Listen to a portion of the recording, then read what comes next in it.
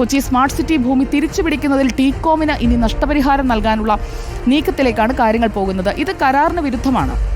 പദ്ധതി പരാജയമായാൽ നഷ്ടപരിഹാരം ഈടാക്കേണ്ടത് ടീകോമിൽ നിന്നാണെന്നാണ് കരാർ ഒപ്പിടുമ്പോഴുള്ള വ്യവസ്ഥ. സർക്കാരിന് പണം തിരിച്ചുപിടിക്കാം. 2007 സ്മാർട്ട് സിറ്റി കരാറിന്റെ പകർപ്പ് ഞങ്ങൾ പരിശോധിച്ചു.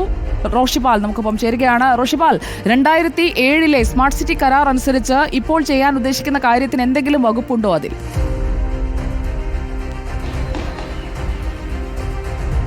സുജയ, 2007 സ്മാർട്ട് സിറ്റി കരാറുമായി ബന്ധപ്പെട്ട് ടീകോമുമായി സർക്കാർ ഉണ്ടാക്കിയ കരാറിലെ പ്രധാനപ്പെട്ട വ്യവസ്ഥകളിലൊന്ന്, ഏതെങ്കിലും കാരണവശാൽ ടീകോമിന്റെ ഭാഗത്ത് പദ്ധതി കൃത്യസമയത്ത് പൂർത്തീകരിക്കാൻ കഴിഞ്ഞിട്ടില്ലെങ്കിൽ അത് വളരെ വിശദമായി പരിശോധിക്കാൻ ഒരു സ്വതന്ത്രമായ ഒരു ടീമിനെ നിർത്തുക.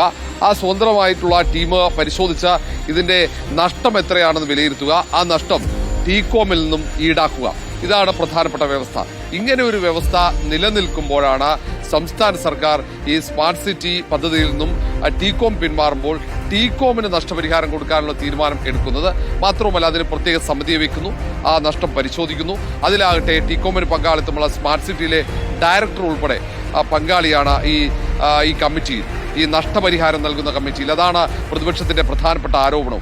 ഇവിടെ ഒരു അഴിമതിക്ക് കളമൊരുങ്ങുന്നു എന്ന ആരോപണമാണ് പ്രതിപക്ഷം ആദ്യഘട്ടം മുതൽ തന്നെ ഉയർത്തിയിരിക്കുന്നത്. കാരണം സ്മാർട്ട് സിറ്റി പദ്ധതി ഈ ടീകോം കൈയൊഴിഞ്ഞെങ്കിൽ പോലും ആ കൈയൊഴിഞ്ഞ ടീകോമിനെ എതിരെ നടപടിയെടുക്കുന്നതിന് പകരം ടീകോമിനെ സഹായിക്കാനുള്ള നിലപാട് സംസ്ഥാന സർക്കാർ എടുക്കുന്നു എന്ന ആരോപണമാണ് ഏതായാലും പ്രതിപക്ഷം ഉയർത്തുന്നു. വരും ദിവസങ്ങളിലും ഇത് വലിയ വിവാദമാവും എന്ന കാര്യത്തിൽ സംശയമില്ല. കാരണം അന്ന് AK ആന്റണി സർക്കാർ, പിന്നീട് ഉമ്മൻചാണ്ടി സർക്കാർ അടക്കം മുൻകൈയെടുത്ത UDFന്റെ ആ സ്വപ്ന പദ്ധതി, PK കുഞ്ഞാലിക്കുട്ടി വ്യവസായ മന്ത്രിയായിരിക്കെ കൊണ്ടുവന്ന ആ പദ്ധതി കൊണ്ടുവരുന്ന ഘട്ടത്തിൽ തന്നെ അന്ന് LDF പ്രതിപക്ഷത്തായിരുന്നു. LDF ഉയർത്തിയത് ഇത് റിയൽ എസ്റ്റേറ്റ് താല്പര്യമാണ് UDFന്, അല്ലാതെ വികസനമല്ല, IT മേഖലയിലെ കുതിച്ചുചാട്ടം ലക്ഷ്യമിട്ടില്ല, റിയൽ എസ്റ്റേറ്റ് താല്പര്യം മാത്രമാണ് UDFന് എന്നായിരുന്നു.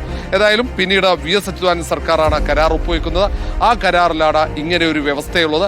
ആ വ്യവസ്ഥ നിലനിൽക്കെയാണ് സംസ്ഥാന മന്ത്രിസഭ ഈ കരാർ വ്യവസ്ഥകളൊക്കെ ലംഘിച്ചുകൊണ്ട് ഈ ടീകോം എന്ന കമ്പനിക്ക് നഷ്ടപരിഹാരം കൊടുക്കാനുള്ള തീരുമാനത്തിലേക്ക് എത്തിയിരിക്കുന്നത്. സുജയ, ആർ റോഷിപാലാണ് 2007 കരാർ എന്തായിരുന്നു എന്നുള്ളത് ആക്സസ് ചെയ്തിട്ട് ഇപ്പോൾ നടത്തുന്ന നീക്കങ്ങൾ, അത് പ്രതിപക്ഷം ഉന്നയിക്കുന്ന ആരോപണങ്ങൾക്ക് അത് വസ്തുതയുണ്ട് എന്ന് ബോധ്യപ്പെടുത്തുന്ന കാര്യങ്ങളാണ് എന്നുള്ളത് വിശദീകരിച്ചത്. ഇന്നത്തെ